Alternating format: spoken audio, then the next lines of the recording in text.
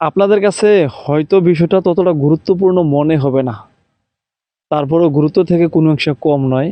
এই যে আমার পাশে দেখতেছেন, এই যে পাঠের, হ্যাঁ, পাঠের হোলা বলি আর কি, আমরা কাছে আসা রিয়াদুল, পাটের শোলা বলি অনেকে, বা আঞ্চলিক ভাষা আমার গ্রামের ভাষা আমরা হোলা বলি, আর এগুলাকে বলি নাইল্লা। যখন নাইল্লা গুলা পাটগুলা লওয়া হয়, মানে সংরক্ষণ করা হয় পাটগুলা, হ্যাঁ, তখন এই হোলাগুলা বা শোলাগুলা, হ্যাঁ, এইভাবে কিন্তু রোদ্রে দেওয়া হয়। অনেকে অনেক ভাবে দিয়ে রাখে, অনেক সুন্দর করে। তো যে বিষয়টা কথা বলতে আসছি, আসলে এই যে দৃশ্যগুলা বুঝছেন, এই দৃশ্যগুলা অনেক দিন যাবত কিন্তু দেখি না। অনেক বছর পর আমাদের এখানে একজন স্থানীয় কৃষক, ওনার কল্যাণে মানে উনি পাঠ করছেন, যার কারণে এই দৃশ্যগুলো দেখলাম। আগে যখন ছোট ছিলাম তখন বাড়ির আনাচে কানাচে, চিপায় চাপায়, রাস্তাঘাটে, গ্রামে সব জায়গায় দেখতাম এরকম শোলা থাকতো, পাঠ করতো সবাই। এবং পাঠের যে গল্লি, আমরা গল্লা বলতাম আর কি আমাদের আঞ্চলিক ভাষায়, একটা মোঠা, হ্যাঁ, একটা মোঠা, এই যে এই মোঠাটা, যেমন এরকম একটা মোঠা যদি পাটগুলো সংরক্ষণ করে দিত, 8 আনা দিত, 8 আনা। তারপরে দেখতাম যে 1 টাকা করে দিত, এরকম করতো যে প্রতি গইল্লা প্রতি মুঠা 1 টাকা করে দিত। তা আমরা প্রতিযোগিতামূলক ভাবে এগুলা পাটগুলা সংরক্ষণ করতাম। ইয়াংরা বা মুরব্বীরা, অনেক মহিলারা বাড়িতে যারা বেশি আকারে পাট করতো, তাদের ওই পাটগুলা অনেক মানুষে গিয়ে কাজ করতো, হ্যাঁ, পাটগুলা নাইলাগুলা রয়ে দিত আর কি, আঞ্চলিক ভাষায় এরকম বলতেছি। তো এখন আছে না, সত্যিকার অর্থে এত সুন্দর যে গ্রামের যে একটা মানে দৃশ্য ছিল, আগের দিনের যে দৃশ্যগুলা, কালচার গুলা, সংস্কৃতি গুলা, মানুষের কাজ কর্মগুলো এখন আর আসলে আগের মতো দেখা যায় না।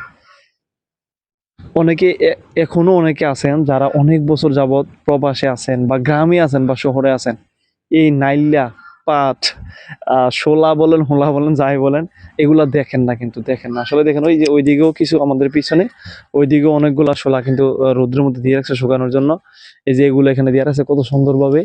আর একটা সুবিধা কি, যখন এই শোলাগুলো থাকে, আর তখন আসলে আমাদের বাড়িতে যখন আমাদের মা চাচিরা, মহিলারা যখন, গৃহিণীরা যখন পাক শাক করে, তখন ওই আগুন ধরানোর জন্য সুবিধা বোধ করে এই আহ শলাগুলা দিয়ে আর কি।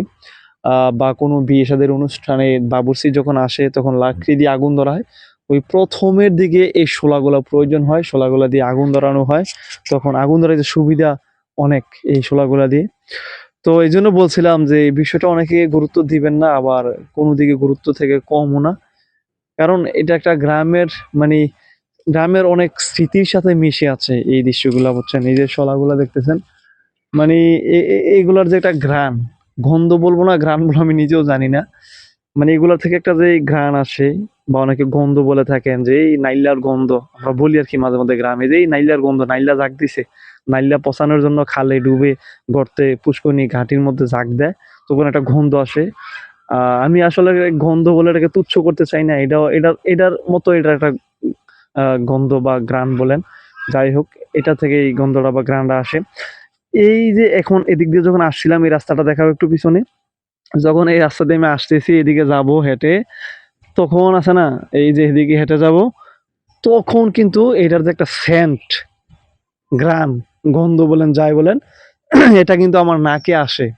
তখন একটা মানে কি জানি একটা ফিল করি, মানে বলে বোঝাতে পারতো, একটা অনুভূতি কাজ করে তখন। ওই যে ব্রেনের মধ্যে যে সেপ থাকে, আগে যে আমরা নাইলা, পাট, এগুলা, ওই পাটগুলো সংরক্ষণ করছি, পচানো ছিল খাল থেকে, খাঁটি থেকে, ডুবা থেকে তুলে, যে একটা সেন্ট পাইতাম, এখন কিন্তু এই সেন্টটা পাইছি, তখন অতীতের কথা কিন্তু হঠাৎ মনে পড়ে গেছে। তো আসলে এইগুলাকে মিস করি। আরো অনেক আকারে অনেকে আগে করতো, এখন হয়তো কমে গেছে এগুলার ফসল, মানুষ এখন পাট করতেছে না, পাট করা অনেক কষ্ট। না, পাটগুলো সংগ্রহ করা অনেক কষ্ট, এগুলোকে পচানো লাগে অনেক, মানে অনেক কষ্ট আছে। যারা করে তারা হয়তো এখনো, যারা আগে করে অভ্যস্ত, তারা হয়তো শখের বসে করে। বা পাটের এখনো অনেক, মাসাল্লাহ, অনেক দাম আছে বাংলাদেশে। আর বাংলাদেশের যে সোনালী আঁশ, ভালো কথা মনে পড়ছে তখন, যে সোনালী আঁশ, আমাদের সোনালী আঁশের যারা শ্রমিক আছে, যারা কৃষক আছে, তারা কিন্তু এখনো এগুলা করে, যারা বুঝে বা এখনো পর্যন্ত যাদের আয়ত্তে আছে। অনেকে তো এগুলো করা ভুলেই গেছে, করেই না। তো এই হলো বিষয়। কেমন লাগছে আপনাদের কাছে অবশ্যই জানাবেন।